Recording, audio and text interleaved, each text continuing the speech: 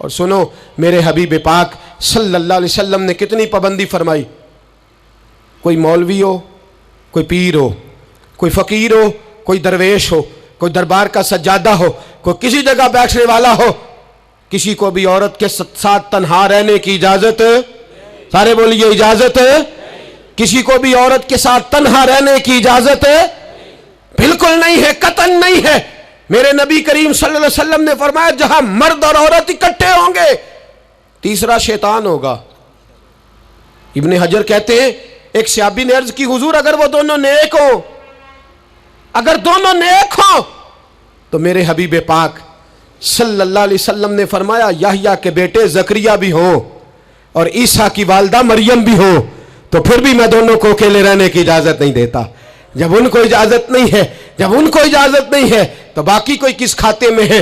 میں سنتا ہوں اور آج میں ببانگ دہل کہتا ہوں ہمیں وہ دربار بھی قبول نہیں ہے. سن لیا جائے، میری بات کو نوٹ کیا جائے، ہمیں وہ دربار اور مزار بھی قبول نہیں ہے جہاں برائی اور منشیات کے اڈے قائم ہیں. ہم ان درباروں پر بھی فوری طور پر ہر لحاظ سے کڑی نگرانی کرنے کا اور پوری سختی کرنے کا ارادہ رکھتے ہیں اور خود آگے بڑھ کے ان ظالم سجادہ نشینوں کا منہ نوچنے کا ارادہ رکھتے ہیں جن درباروں پر نشہ بکتا ہے، جن درباروں پر گند ہوتا ہے. دربار تو ایسے ہوتے ہیں کہ داتا علی اجویری رحمت اللہ علیہ کا دربار ہو پر چاروں جانب قرآن پاک کی تلاوت ہو رہی ہو. جمعہ اتنا بڑا ہوتا ہو کہ لاہور میں اتنا بڑا جمعہ ہی اور کوئی نہ ہو، درس حدیث ہوتا ہو، درس نظامی کا مدرسہ قائم ہو اور عورتوں کا جانا الگ ہو، مردوں کا جانا الگ ہو، پوری شریعت کی پابندی ہو، پھر کسی دربار پر جانے کی اجازت ہے پر نہ کوئی کسی جگہ بھی کسی بھی لحاظ سے کبھی نہ جائے. میرے عزیزو، منشیات کے خلاف جہاد، بے حیائی، عریانی، فحاشی، ملت کا جوان اب اپنی نظر کو چھپانا سیکھ جائے. اور میرے دوست دیکھنا بیٹیوں کو خطرہ کس سے ہے؟ یہاں ہندو بھی کوئی نہیں، سکھ بھی کوئی نہیں، آریہ بھی کوئی نہیں، بدھ مت بھی کوئی نہیں، یہاں عیسائی بھی اقلیت میں، یہاں یہودی بھی کوئی نہیں، لیکن پھر بھی بیٹیوں کی اگر شرم و حیا محفوظ نہ ہو. یہ حدیث سنانے لگا ہوں، حدیث ہے، حدیث رسول ہے. جوان خاص کر کے ذرا میری بات پہ توجہ کریں اور بزرگ خاص کر توجہ کریں جنہوں نے تربیت کرنی ہے. سنیں، حضور کی بارگاہ میں ایک نوجوان آیا ہے، یہ سنگ میل ہے حدیث، اس کو یاد رکھنا.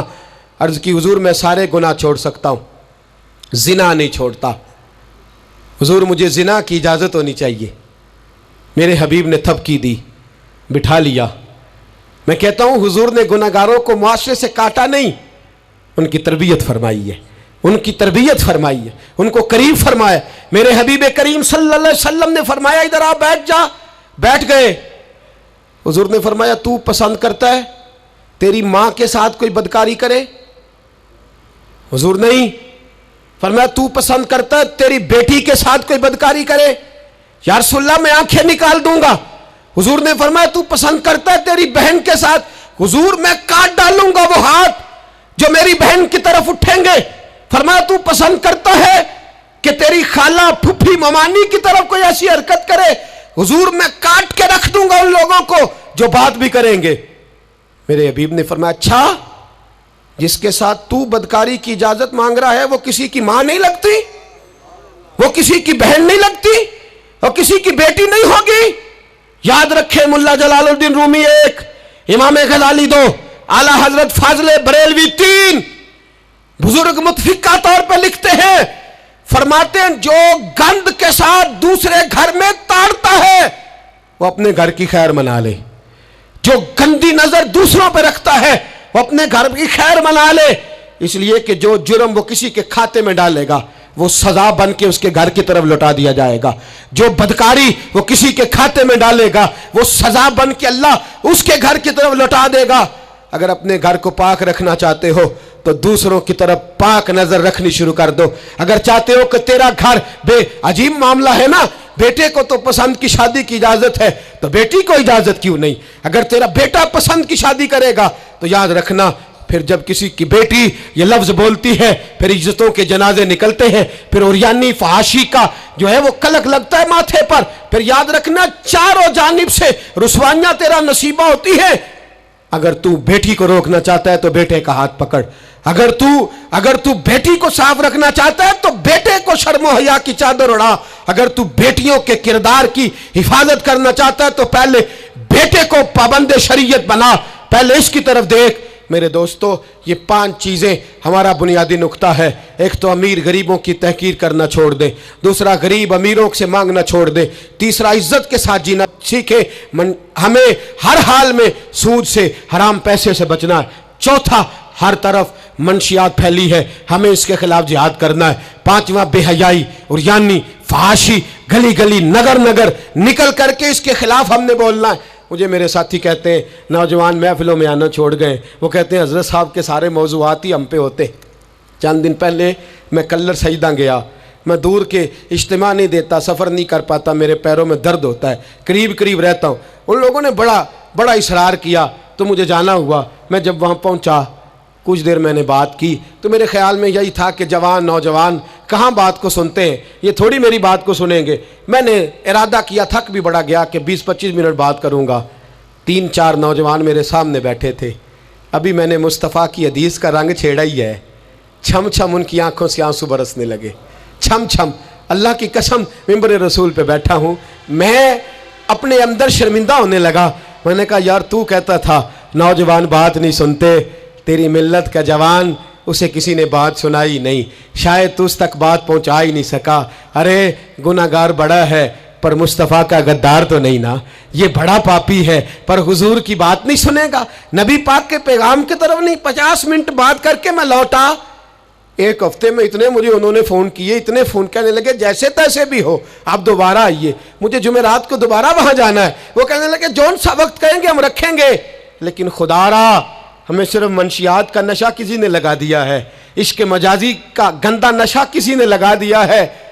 कोई ऐसा मिले जो हमें रसूलुल्लाह के इश्क का नशा भी लगा दे, कोई मिल जाए ऐसा। अगर कोई शुएब आए मुयस्सर, कोई आए जो हमारे सीने से रगड़े। मेरे दोस्त, मिल्लत का जवान जब नेक होता है तो फिर वो हज़रत बिलाल हबशी की राहों का मुसाफिर होता है, फिर हज़रत फारूक आज़म को आइडियल बनाता है, फिर सैयदना मौला अली शेर खुदा की जानिब देखता है। और मिल्लत का जवान जब मुजाहिद बनता है तो फिर इमाम हसन और इमाम हुसैन की यादों को ताज़ा करता है। वो कभी इल्मुद्दीन बन जाता है, कभी आमर चीमा बन जाता है, और कभी मुमताज़ हुसैन कादरी की शक्ल में सामने आ जाता है। वो डट जाता है, वो डट जाता है। मिल्लत के जवान, तेरे सीने से अब रसूल करीम सल्लल्लाहु अलैहि वसल्लम की मोहब्बत को खींचा जा रहा है। तुझे वापस आना है, अपने सीने को बेदार करना है, और तुझे आलम कुफर को बताना है कि शराब पीने वाला ही सिर्फ तुम्हें देखा है, तुमने कभी दुरूद पढ़ने वाला नौजवान भी देखना चाहिए। तुमने औरत को सारी रात फोन करने वाले जवान की दास्तानें तो सुनी है। अब हम तुझे वो वाला जवान सुनाते हैं जो सारी रात मुस्तफ़ा की नाते सुन के नबी पाक के मदीने की याद में रोता है। तुझे अब मैं एक जगह अज़मत मदीना बयान करते करते घर लौटा, यहीं गखड़ में ही मैं बयान करते करते घर लौटा। फजर की नमाज पढ़ के एक जवान मुझे कहने लगे थोड़ी देर नीचे चलेंगे। मैं, हमारी मस्जिद में बेसमेंट है, वो मुझे नीचे ले गए और मुझे कहने लगे हज़रत साहब कर्जा चुक के भी उमरा हो जाता है। जवान आदमी कवारा, इश्क लगा सी खेडा खेड दी नू ते खेडा भुल गईयां। मैं कज्जल पाया सी यार दे वेखने नू, मैं ओदी याद विच रोंदिया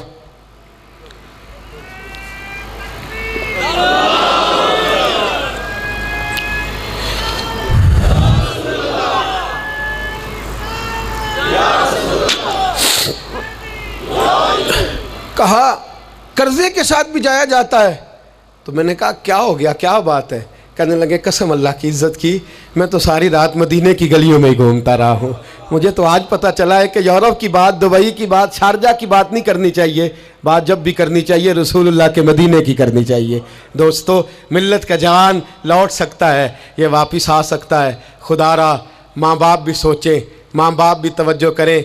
मैं आज सुबह एक विज़िट करने के लिए यहाँ आया, मैंने यहाँ नौजवानों को काम करते देखा, और मैं बहुत थोड़ा काम करता हूँ, अल्लाह जानता है। इस दफ़ा तो मुझे कहने लगे हज़रत जी आप बड़ी टेंशन लेते हैं हर काम की, आप बेफिक्र हो जाएं, आप देखें सारे काम हम कर लेंगे। یہ ملت کا جوان مبلغ بن جاتا ہے. یہ ملت کا جوان میں نے دیکھا ہے یہ میرے جیسے فقیر غریب لاچار اور بڑے چھوٹے لوگوں کا یہ بڑے بڑے یہ ڈرائیور بن جاتے ہیں, یہ جوتیاں سیدھی کرتے ہیں. ہم لوگ کام نہیں کرتے, لیکن ملت کا جوان آ سکتا ہے. میری باپ سے گزارش ہے وہ اپنے بیٹے کو خود لائے, خود مسجد تک پہنچائے. میری بھائی سے گزارش ہے وہ خود اس کو لا کر کے مسجد میں کھڑا کرے. میری ملت کا جوان یہ برا نہیں ہے, میری ملت کا جوان یہ غلط نہیں ہے, میرے رسول کا کلمہ پڑھنے والا برا نہیں ہے. اسے جب بھی موقع ملتا ہے یہ کسی اور کا نعرہ نہیں لگاتا, یہ محمد کے نام کا نعرہ لگاتا ہے. اسے جب بھی موقع ملتا ہے یہ کوئی اور دھرم نہیں چومتا, یہ رسول اللہ کا قرآن ہی چومتا ہے.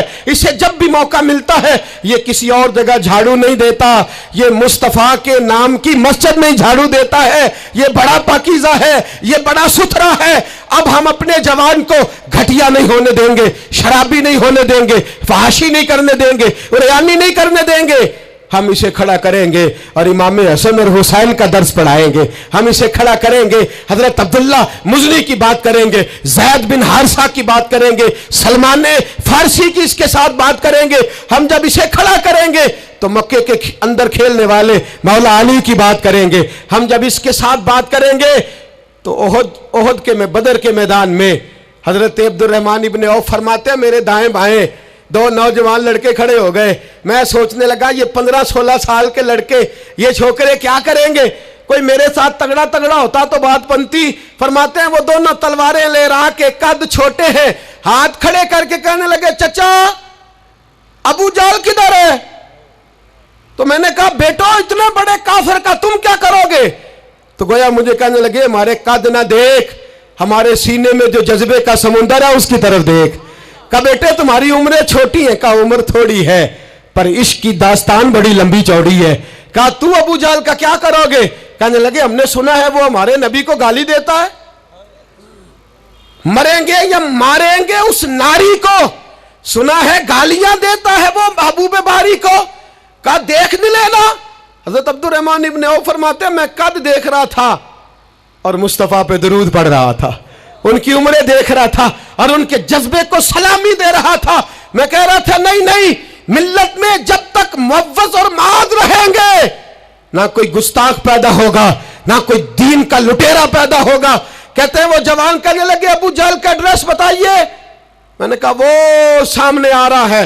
کہتا وہ دوڑتے دوڑتے عشق لگا سی کھیڈا کھیڑ دی نو تے میں نو کھیڈا پول گئیاں میں کجل پایا سی یار دے ویکھنے نو, پھر او دی یاد وچ روندے آئی ڈل گئیاں. حیدر شاہ اس گلی کدے نہ رول دی پر ہن رول گئیاں. کہتے ہیں دوڑے گئے تلواریں چمکاتے گئے, ابو جہل کے ٹکڑے حصے بکھرے کرتے گئے. کہتے ہیں پھر تلواریں لے کے سیدھے در رسول پہ پہنچ گئے. کہنے لگے سونیا تیرا سامنے تیرا دشمن ہم نے مار دیا ہے, حضور تیرا بے ادب ہم نے مار دیا ہے. حضور کی آنکھوں میں آنسو ہے, لبوں پہ مسکراہٹ ہے. میرے حبیب کریم نے رو کے فرمایا بتاؤ تو صحیح کس نے مارا ہے؟